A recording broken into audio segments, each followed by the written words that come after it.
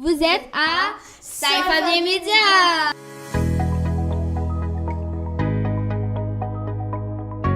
Bonjour chers auditeurs.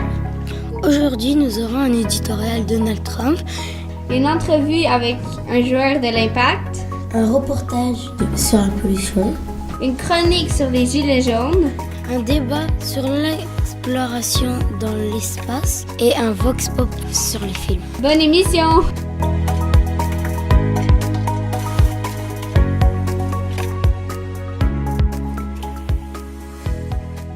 Avant que vous commenciez votre éditorial, on a quelques questions pour vous. Premièrement, est-ce que les enfants peuvent discuter de politique? Ben ouais, parce que souvent à la télé, ils parlent de politique. Moi, je pense que oui, les enfants sont capables parce que partout où qu'on écoute des émissions, ça t'apprend toujours quelque chose. Aussi, c'est que on est quand même au Canada, puis le gouvernement du Canada, qu'on veuille ou pas, ben on est au Canada, puis on en entend parler parce que c'est quand même eux notre gouvernement. Est-ce que la population des États-Unis est si différente de celle du Canada? Ben non, ben parce que c'est des humains. Parce qu'ils n'ont pas les mêmes règles que nous, mais ils sont quand même pas trop différents parce qu'ils sont des humains, mais ils n'ont pas les mêmes règles puis c'est pas les mêmes choses qu'ils doivent faire ou pas. Ils sont pareils, c'est des humains. Aussi, si c'est nos voisins, en même temps, ils entendent parler de nous. C'est pas comme si c'était des extraterrestres, ils sont quand même des humains comme nous. Pourquoi on parle beaucoup de culture et de politique américaine, même si on est au Canada?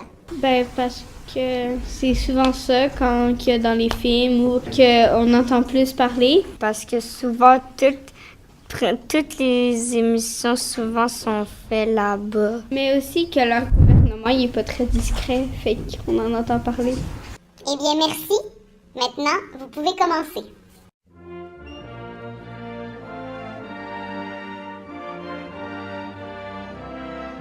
My fellow Americans, tonight I am speaking to you because there is a growing humanitarian and security crisis at our southern border. We're going to build the wall. We have no choice. We have no choice. I am going to be the greatest jobs president that God ever created. Remember that. Build that wall. Build that wall. Build that wall. Build that wall. Bonjour mesdames et messieurs, bienvenue dans notre éditorial sur Trump. Aujourd'hui, je suis en compagnie de Daphné. Bonjour. Et de Ariel. Bonjour. I swore to protect our country, and that is what I will always do. So help me God. Donc, pour commencer, vous allez me dire quelle est votre opinion sur le gouvernement des États-Unis, Ariel?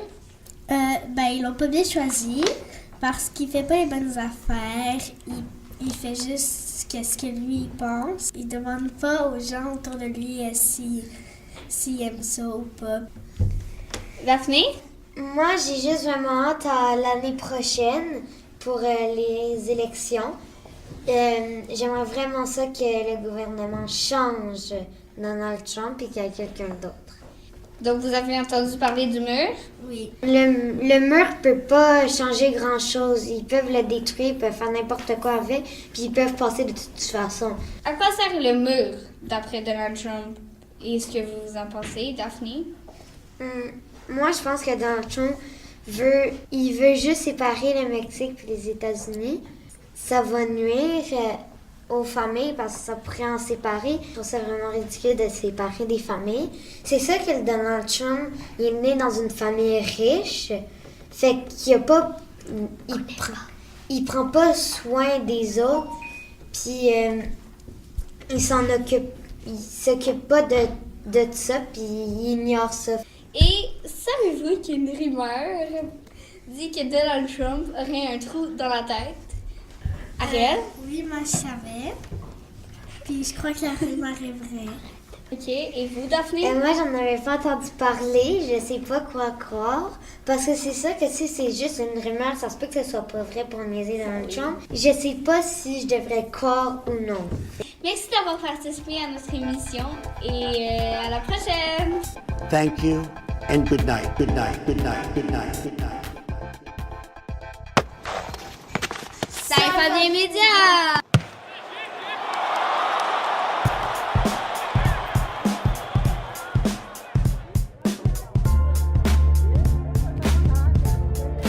Salut, ça va? Oui. Ça va? C'est cruel de la vie. Ouais. J'espère que c'est pas des questions trop difficiles. Soyez très à l'aise, il n'y a pas de gêne ici. Samuel Piet. Oui. Bonjour. Bonjour, ça va bien? Ouais.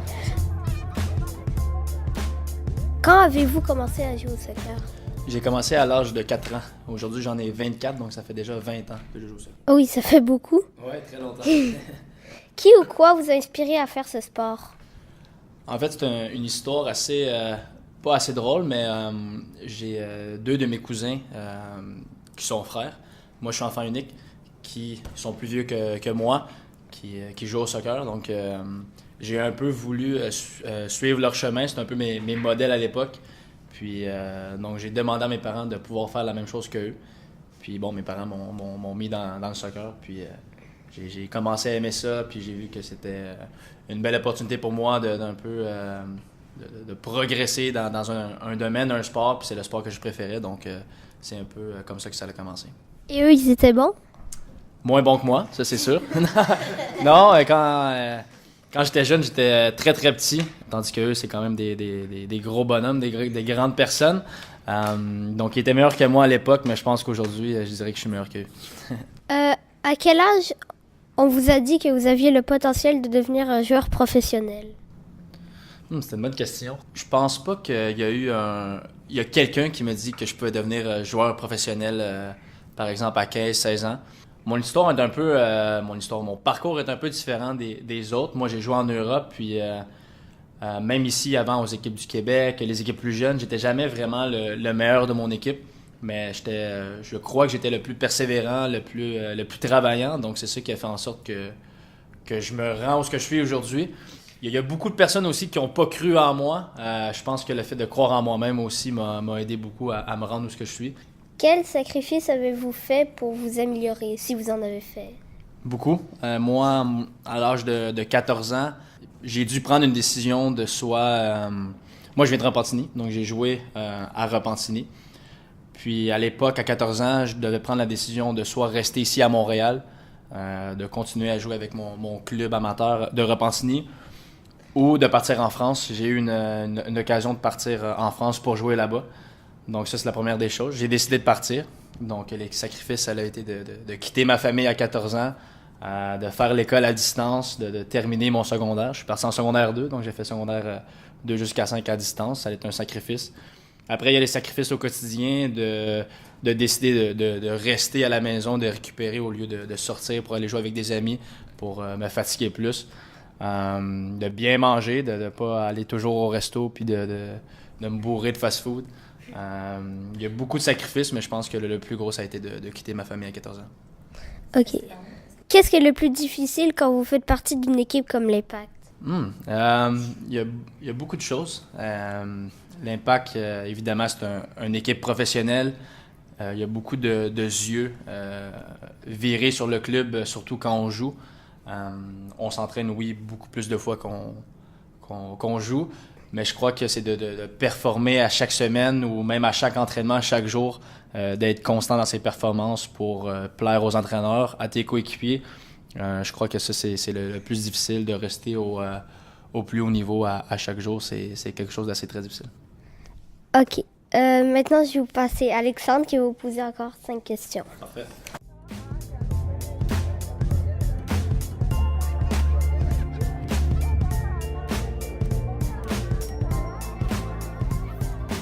Bonjour. Bonjour, ça va bien? Oui. Est-ce dur de jouer pour l'Impact et le Canada à la fois? Oui et non, en fait. Oui, parce que c'est un peu compliqué, mais bon, l'impact, c'est sur une année complète. Il y a 34 matchs durant la saison. Et avec le Canada, on a peut-être 5 à 6 matchs par année. Donc, par exemple, on a joué les 3 premiers matchs avec l'Impact. On a eu une semaine de repos, une fin de semaine de repos. Mais moi, j'avais un match avec l'équipe Canada, donc j'ai pas eu de repos. Tandis que le reste des joueurs ont eu 2-3 jours de repos, ont pu partir un peu à l'extérieur avec leur famille. Donc, c'est un autre sacrifice que je dois faire, de partir une semaine avec l'équipe du Canada, puis un peu aussi de changer la mentalité, parce que bon, avec l'Impact et le Canada, c'est pas les mêmes entraîneurs, on n'a pas les mêmes demandes. Donc, ouais, c'est assez compliqué. Quel est votre objectif avec l'Impact? L'objectif principal avec l'équipe, évidemment, c'est de faire les séries. C'est ma 2e année complète que je suis avec le club. Donc, de se qualifier pour faire les séries à la fin de l'année, c'est l'objectif premier. Aimeriez-vous être un entraîneur? Je sais pas encore, honnêtement. Je sais pas. Tu m'aurais posé cette question-là il y a 2-3 ans, je t'aurais dit oui. Je crois que c'est le chemin facile pour moi après ma carrière en tant que joueur. Mais j'ai un peu analysé les options qu'il y aurait pour moi de devenir entraîneur. Puis je sais pas encore, honnêtement. OK. Quelles sont vos autres passions quand vous ne jouez pas au soccer? Je suis un grand fan de sport naturellement. Comme j'ai dit, quand j'étais jeune, j'ai pratiqué, oui, le soccer, mais plusieurs autres sports. Je joue beaucoup au tennis l'été. Faut pas le dire trop fort, là, parce que le club va peut-être pas trop aimer cette réponse. Mais je joue beaucoup au tennis l'hiver dans l'entre-saison. Quand la saison est terminée, j'aime beaucoup aller jouer au hockey à l'aréna, à la patinoire, en fait, du coin de chez moi. Je joue beaucoup au golf aussi. J'ai une passion que j'ai découvert l'été dernier. Puis sinon, honnêtement, mon mode de vie, en fait, mon quotidien fait en sorte que je dois beaucoup récupérer, étant donné qu'on s'entraîne assez intensément le matin. Donc, les après-midi, j'essaie de prendre ça le plus relax possible pour justement préparer le lendemain matin. OK, merci. Je vais te passer l'appareil à Lily. Parfait. Bonjour. Bonjour. Qui était votre athlète préféré quand vous étiez jeune? Mon athlète préféré, qui est mon idole de soccer, est Zinedine Zidane, un joueur français qui évolue plus ou moins à la même position que moi. Oui, c'est mon idole en tant que joueur pour ses qualités, son jeu, mais aussi pour la personne qui est. Je crois que c'est quelqu'un de très humble, puis c'est pour ça que je l'admire beaucoup. Merci. Et là, ça va être des questions un petit peu plus personnelles. Fait que quel est votre film préféré? Oh! J'ai pas de... C'est très dur. Je suis pas quelqu'un qui regarde beaucoup les films, mais j'ai vu récemment un documentaire qui s'appelle Free Solo. C'est un documentaire sur une personne qui grimpe, qui fait de l'escalade sur un rocher de 3000 pieds, sans corde, sans rien, sans protection. Donc, ça m'a beaucoup impressionné. Fait que je te dirais que ce documentaire-là m'a beaucoup impressionné. Quand vous étiez jeune, quel genre d'élève étiez-vous? Quand j'étais jeune, j'étais quelqu'un qui aimait beaucoup chercher le trouble, malheureusement. Jusqu'au secondaire, j'étais quelqu'un qui était assez populaire à cause du soccer un peu. Puis j'étais quelqu'un qui aimait un peu agacer les autres. Puis j'aimais ça, me sentir un peu en contrôle, un peu le roi de l'école, si on veut dire. Mais malheureusement, c'est un peu une époque que je regrette. Mais ouais, j'étais ce genre de personne-là. Puis après, j'ai vu que c'était pas la bonne approche à avoir ou la bonne attitude à avoir. Donc après ça, j'étais vraiment plus relax, plus à mes affaires, puis un peu plus, pas timide, je dirais, mais plus concentré sur moi-même au lieu de vouloir plaire à tout le monde. Là. OK. Et quelle était votre matière préférée? Les mathématiques, j'étais très, très fort en maths. Ouais. J'aime beaucoup les stats, les chiffres, donc j'étais très bon avec les maths. Ben, merci d'avoir répondu à nos questions et bonne fin de journée. Au revoir. Au revoir, merci.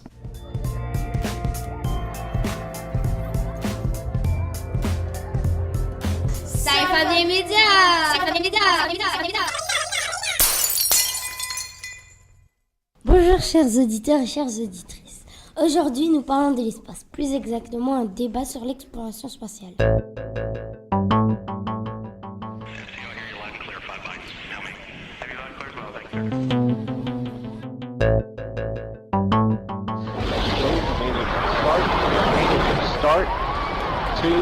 1, booster ignition, and liftoff of the Space Shuttle Discovery, returning to the space station, paving the way for future missions beyond.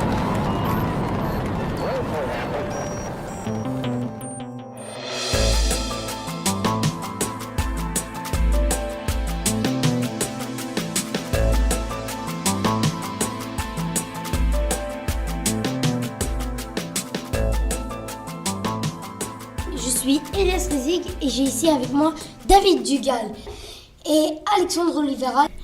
Bonjour David, bonjour Alexandre. Bonjour. Est-ce que vous trouvez que c'est une bonne chose de faire l'exploration spatiale ou c'est une mauvaise chose? David? Moi, je trouve que c'est bien. On apprend de nouvelles choses qu'on ne connaissait pas. Puis vous, Alexandre, quelle est votre opinion? Moi, je dis que c'est pas correct à cause qu'il y a beaucoup de risques d'accidents. On peut mourir, on peut manquer d'oxygène. Ok, ouais, il y a des risques, il y a des dangers. Ouais. Que pensez-vous de l'argent, du prix? C'est raisonnable ou non? Moi, je trouve que c'est raisonnable parce qu'il y a plusieurs personnes Ils investissent? ouais, pour l'argent de la NASA. Puis vous, Alexandre? Moi, je trouve que c'est trop cher quand tu payes tout l'équipement, le casque. Puis en plus, avec cet argent, tu peux payer à l'école à ton fils ou à ta fille. Est-ce que ça sert à quelque chose, les voyages dans l'espace, puis tout ce qu'on trouve dans l'espace qui pourrait nous servir Ben oui, sur Terre? tu viens de le dire. Mais maintenant, on sait que quand on va dans l'espace, puis qu'on revient sur la Terre, on n'est pas comme quand on n'est pas habitué. C'est comme si on n'est plus habitué à la Terre. Okay. Alors on est comme... Mais ça, on le savait pas avant. Puis la nourriture sèche, comme les mangues que j'adore. Il y a des effets. Là, on a envoyé David Saint-Jacques pour savoir cette information. Si lui, comment il va réagir quand il va revenir sur la Terre. Mais est-ce que vous êtes d'accord avec les États-Unis? Les États-Unis qui ont créé une armée pour l'espace? Ben oui, parce que il protège certainement notre terre. Mais que pensez-vous de l'idée qu'il y a d'autres pays qui voudraient revenir sur la Lune, Alexandre? Moi, je dis qu'il faudrait s'occuper de régler les problèmes de pollution sur la Terre avant d'aller dans l'espace. Et que pensez-vous des conflits entre les pays qui veulent repartir sur la Lune et qui veulent conquérir la Lune, tout ça? C'est une mauvaise chose parce que ça peut créer des guerres. Toi, David? L'exploration spatiale, ça force les pays à collaborer entre eux. Eh bien, j'espère que cette émission vous a plu.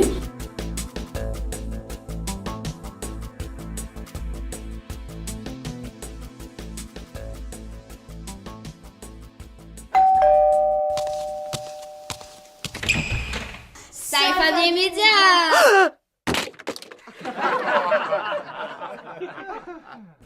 Avant que vous commenciez votre chronique, on a quelques questions pour vous. Entendez-vous souvent dire autour de vous que la vie coûte cher? Moi, hier, avec ma soeur puis ma mère, on est allé faire du magasinage. Puis là, ma soeur, elle avait une veste, puis ça coûtait 50$. Puis là, ma mère, elle était pas contente parce que elle trouvait que c'était trop cher. On est allé dans un autre magasin, c'était encore 50$. Moi, c'est quand mes parents, ils vont faire le plein d'essence, puis ensuite, ils voient que l'essence, c'est vraiment, vraiment trop cher. Alors, ils sont obligés de payer tant de choses, puis ensuite, après ça, ils disent « Oh non, c'est trop cher », tout ça. À mon chalet, quand mon grand-père veut payer l'électricité et l'eau, ben là, il trouve que ça coûte trop cher. Vous, qu'est-ce que vous trouvez trop cher?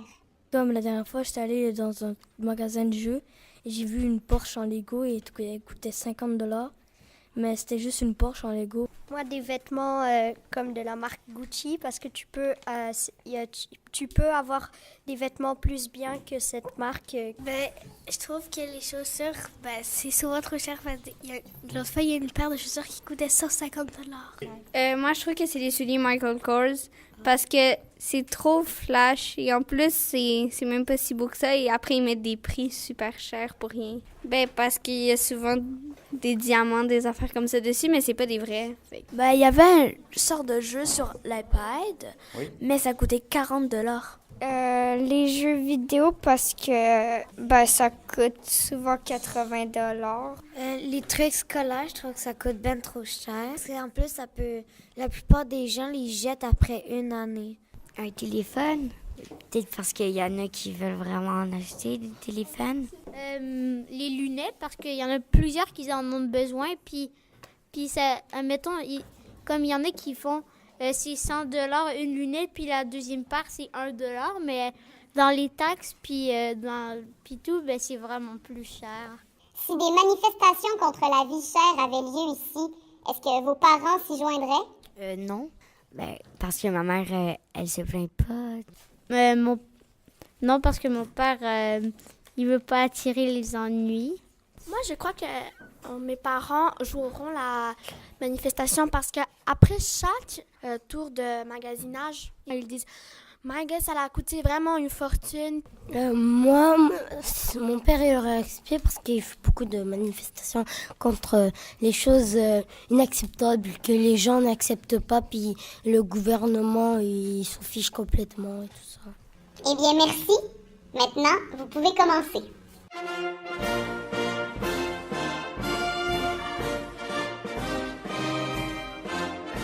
Nous voilà ensemble au rendez-vous de notre pays et de notre avenir. Les événements de ces dernières semaines dans l'Hexagone et Outre-mer ont profondément troublé la nation. Ils ont mêlé des revendications légitimes et un enchaînement de violences inadmissibles.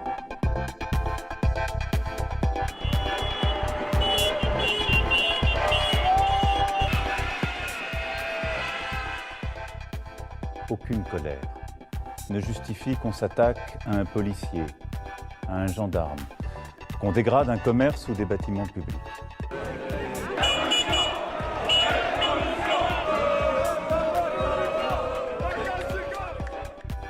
Au début de tout cela, je n'oublie pas qu'il y a une colère, une indignation. Et cette indignation, beaucoup d'entre nous, beaucoup de Français peuvent la partager. Bonjour, je m'appelle Andrea. Maintenant, je vais poser des questions à Victoria et Keisha. Bonjour. Bonjour. Notre phénomène, ce sera les gilets jaunes. Ce sont 40 années de malaise qui ressurgissent. Malaise des travailleurs qui ne s'y retrouvent plus, malaise des territoires, villages comme quartiers, où on voit les services publics se réduire et le cadre de vie disparaître. Malaise démocratique, où se développe le sentiment de ne pas être entendu. Malaise face au changement de notre société, à une laïcité bousculée et devant des modes de vie qui créent des barrières, de la distance. Qu'est-ce que vous savez sur les gilets jaunes? On sait qu'ils trouvent la vie trop chère. C'est qu'ils ont du mal à vivre. Mais cette colère est plus profonde.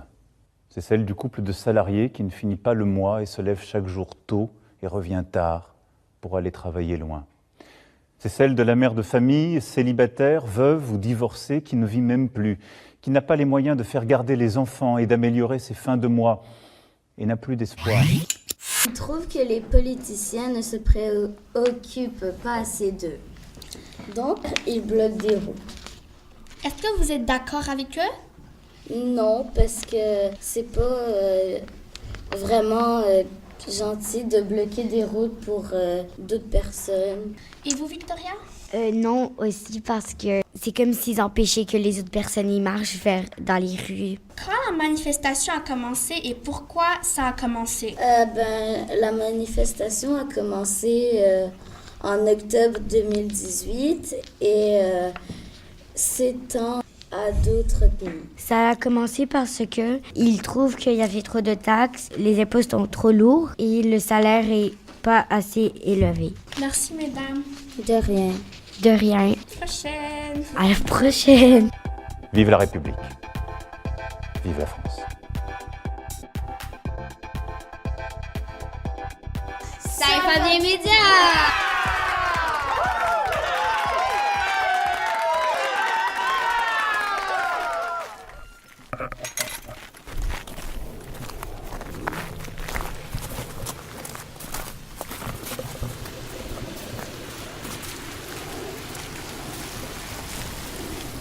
Bonjour, ici Daphné. Je suis sur la rue des Antilles devant l'école. Je vais parler de la pollution. La neige, elle n'a pas l'air trop sale. Il n'y a pas trop de déchets par terre. Il y a beaucoup de glace, par exemple, sur les trottoirs. Les arbres ont l'air quand même un peu en santé. Le ciel n'a pas l'air trop pollué. Il fait un petit peu frisquet aujourd'hui. Ça a l'air quand même assez beau par terre.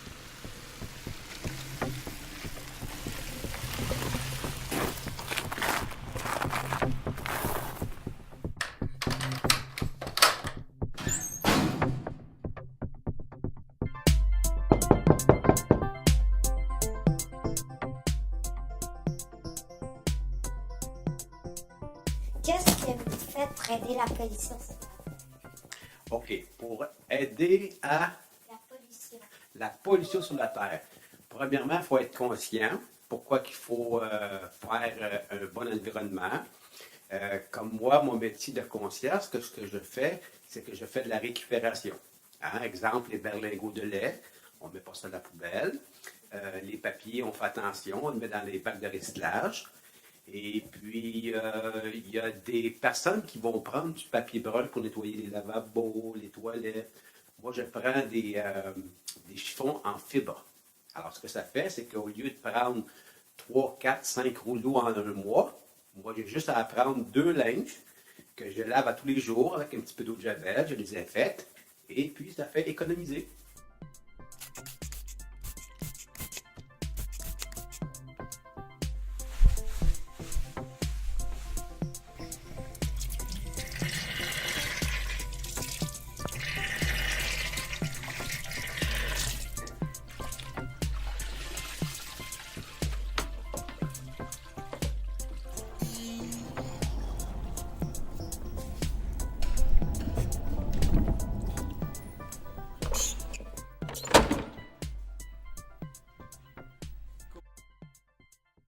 C'est pour ça que c'est très bon pour l'environnement. Parfait. Deuxième question. Qu'est-ce que vous pensez qu'on pourrait faire pour aider la pollution sur Terre? Oh, on a encore beaucoup de choses à faire. Il y a déjà des projets qui sont faits, comme les voitures électriques. Selon moi, il devrait y avoir encore beaucoup plus de véhicules électriques. Parce que le Québec, ici, on est une province où il y a beaucoup d'électricité. Il y a des gros barrages.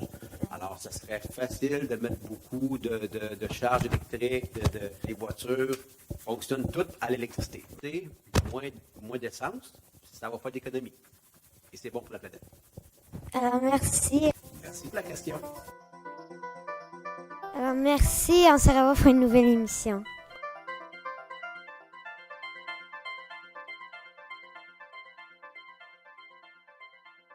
Cypher des médias!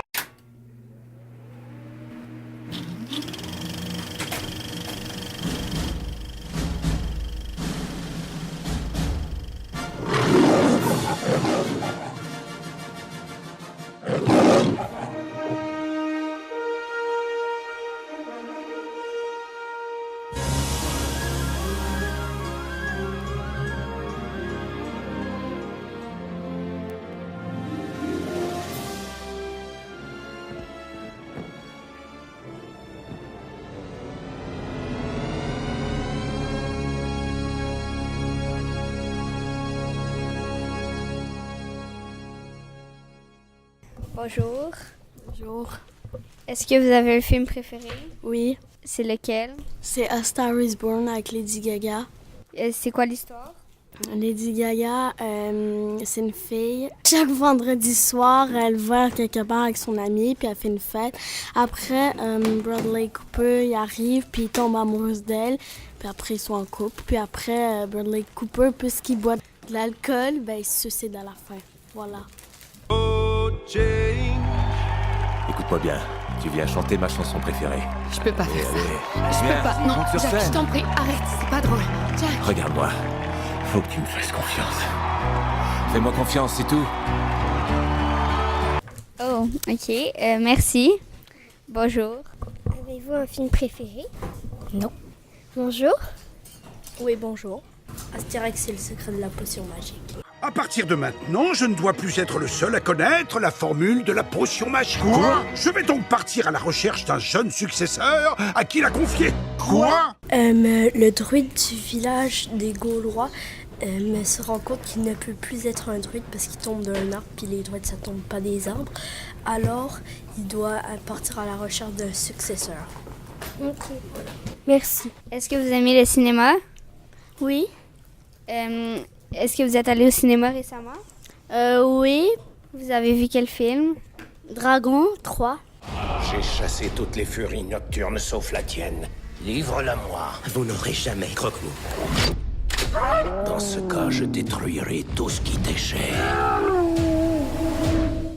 Est-ce que vous avez aimé ça? Oui, j'ai adoré. Merci. Le Titanic. Iceberg, droit devant!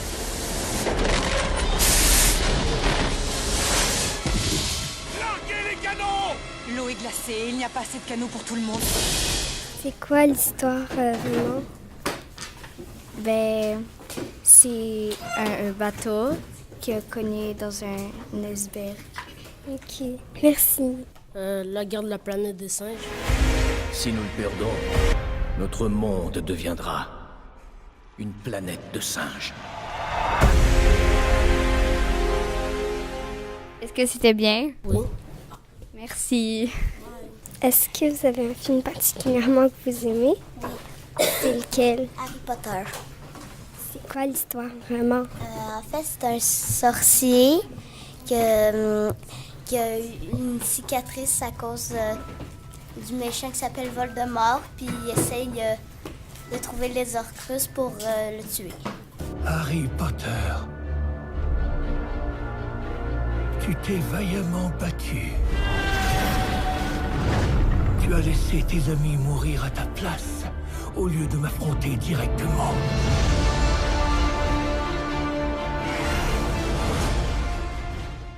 C'est lequel? Zombieland. C'est quoi l'histoire? C'est une apocalypse de zombies. Bienvenue à Zombieland.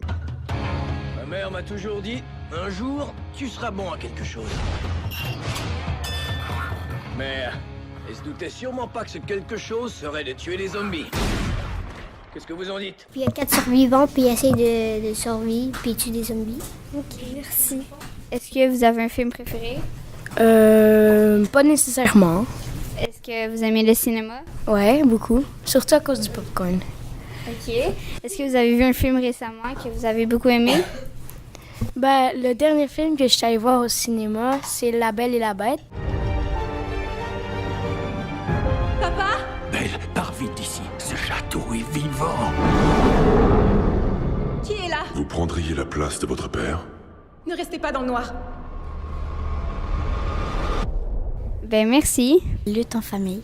Allô? Mon nom est Hutch Morgan de la WWE. On aimerait vous faire un essai à tous les deux. Tout est truqué de toute façon. Ah, et c'est quoi l'histoire? C'est une fille et une sœur et un frère qui rêvent d'aller à la lutte, genre d'aller dans un concours de lutte, mais finalement, il y en a juste... la fille a été acceptée, mais pas le gars, fait que là, ouais. Les chicanes pour ça. Qu'est-ce qui vous a plu de ce film?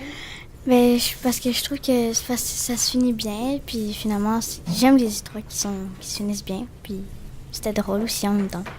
Merci. Les incroyables aventures de Bella. C'est une petite chienne qui vivait dans la rue avec une famille de chats puis sa mère. Il a eu un garçon qui l'a trouvée. Après, elle s'est perdue. Elle a rencontré un ami, c'est un puma. Puis à la fin, elle est retournée chez elle. On rencontre tous des épreuves un jour ou l'autre. Et ce qui nous permet de les surmonter, ce sont les personnes qui nous sont chères. L'incroyable aventure de Bella. Oh, comme... Et est-ce que vous avez une série préférée? Oui. Laquelle? Full House.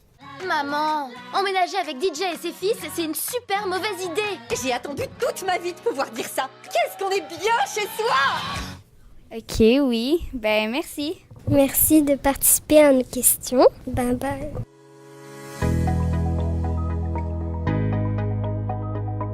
Vous venez d'entendre un balado Ruelle de l'avenir créé par les élèves de la classe de Manon Boisvert de l'école Saint-Fabien. Anissa, Ariel, Daphné, Camille, Eric, Louis, Garlès, David, Adriano, Nicolas, Luca, Yacine, Lily, Jia Young, Nesrine, Keisha, Victoria, Andrea, Alexandre, Esteban, Elias, Cilia, Miley. La musique d'ambiance entendue provient des sites bensound.com, freesound.org et Jamendo Music. Ces ateliers de radio se sont déroulés sur 20 semaines durant la période scolaire 2018-2019. Le montage de ce balado a été réalisé par Normand Lafleur.